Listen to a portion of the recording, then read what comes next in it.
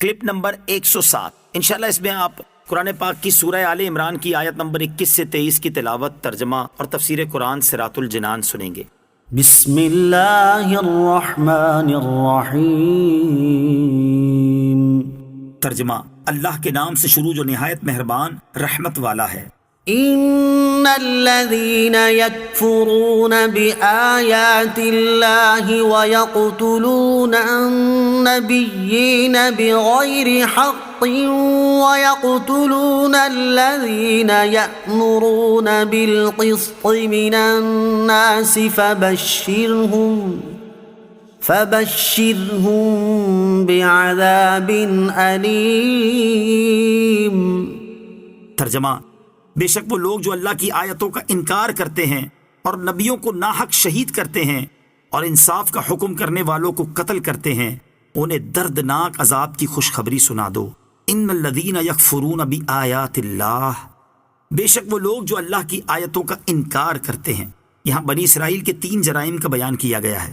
Number 1، اللہ عز و جل کی آیات کا انکار کرنا۔ نمبر 2، انبیاء علیہ الصلوۃ والسلام کو شہید کرنا۔ نمبر 3، انصاف کا حکم دینے والوں کو قتل کرنا۔ چنانچہ بنی اسرائیل نے ایک مرتبہ صبح کے وقت 43 نبیوں علیہ الصلوۃ والسلام کو شہید کیا، پھر جب ان میں سے 112 عابدوں نے اٹھ کر انہیں نیکیوں کا حکم دیا اور برائیوں سے منع کیا تو اسی روز شام کو انہیں بھی قتل کر دیا۔ اس آیت میں نبی کریم علیہ الصلوۃ والسلام کے زمانے کے یہودیوں کی مذمت اس لیے ہے کہ وہ اپنے آباء و اجداد کے ایسے بدترین فعل سے راضی تھے۔ اولئک الذین حبطت اعمالهم فی الدنیا والآخرۃ وما لهم من ناصرین۔ ترجمہ: یہی وہ لوگ ہیں جن کے اعمال دنیا و آخرت میں برباد ہو گئے اور ان کا کوئی مددگار نہیں۔ اولئک الذین حبطت اعمالهم، یہی وہ لوگ ہیں جن کے اعمال برباد ہو گئے۔ اس آیت سے معلوم ہوا کہ انبیاء علیہ الصلوۃ والسلام کی جناب میں بے ادبی کفر ہے، اور یہ بھی کہ کفر سے تمام اعمال برباد ہو جاتے ہیں، کیونکہ یہودیوں نے اپنے انبیاء علیہ الصلوۃ والسلام کو شہید کیا تھا، جو سخت ترین بے ادبی ہے۔ اس پر ان کے اعمال برباد کر دیے گئے۔ أَلَمْ تَرَ إِلَى الَّذِينَ أُوتُوا نَصِيبًا مِّنَ الْكِتَابِ يُدْعَوْنَ إِلَى كِتَابِ اللَّهِ لِيَحْكُمَ بَيْنَهُمْ ثُمَّ يَتَوَلَّى فَرِيقٌ مِّنْهُمْ وَهُمْ مُعْرِضُونَ۔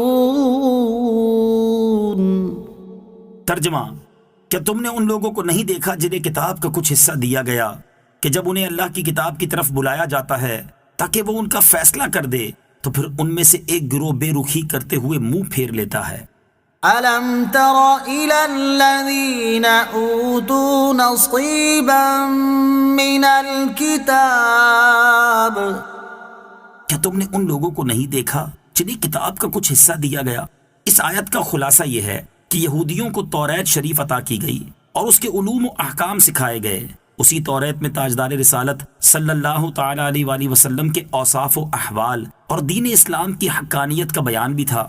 تو اس سے لازم آتا تھا کہ جب حضور اکرم علیہ الصلوۃ والسلام تشریف لائیں اور بنی اسرائیل کو قرآن کریم کی طرف دعوت دیں تو وہ حضور علیہ الصلوۃ والسلام پر اور قرآن شریف پر ایمان لائیں اور اس کے احکام کی تعمیل کریں، لیکن ان میں سے اکثر نے ایسا نہیں کیا۔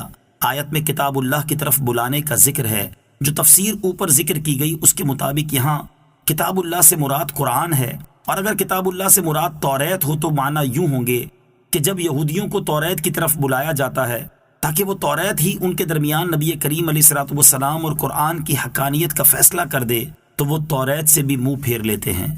وَهُمْ مُعْرِضُونَ، اور وہ منہ پھیرنے والے ہیں۔ اس آیت کے شان نزول میں حضرت عبداللہ ابن عباس رضی اللہ تعالیٰ عنہما سے ایک روایت یہ آئی ہے کہ ایک مرتبہ رحمت عالم علیہ الصلوۃ والسلام ایک جگہ تشریف لے گئے اور وہاں یہودیوں کو اسلام کی دعوت دی۔ انہوں نے کہا، اے محمد صلی اللہ تعالیٰ علیہ وآلہ وسلم، آپ کس دین پر ہیں؟ فرمایا، ملت ابراہیم پر۔ وہ کہنے لگے، حضرت ابراہیم علیہ الصلوۃ والسلام تو یہودی تھے۔ نبی کریم علیہ الصلوۃ والسلام نے فرمایا، توریت لاؤ، ابھی ہمارے اور تمہارے درمیان فیصلہ ہو جائے گا۔ وہ اس مطالبے پر نہ ٹھہر سکے اور منکر ہو گئے۔ اس پر یہ آیت مبارکہ نازل ہوئی۔ حضرت عبداللہ ابن عباس رضی اللہ تعالیٰ عنہما سے اس آیت کے شان نزول کی دوسری روایت یہ ہے کہ کہ خیبر کے یہودیوں میں سے ایک مرد نے ایک عورت کے ساتھ زنا کیا تھا۔ توریت میں ایسے گناہ کی سزا پتھر مار مار کر ہلاک کر دینا ہے، لیکن چونکہ یہ لوگ یہودیوں میں اونچے خاندان کے تھے اس لیے انہوں نے ان کو سنسار کرنا گوارا نہ کیا، اور اس معاملے کو اس امید پر نبی پاک علیہ الصلوۃ والسلام کے پاس لائے کہ شاید آپ صلی اللہ تعالیٰ علیہ وسلم سنسار کرنے کا حکم نہ دیں، مگر آپ علیہ الصلوۃ والسلام نے ان دونوں کے سنگسار کرنے کا حکم دیا۔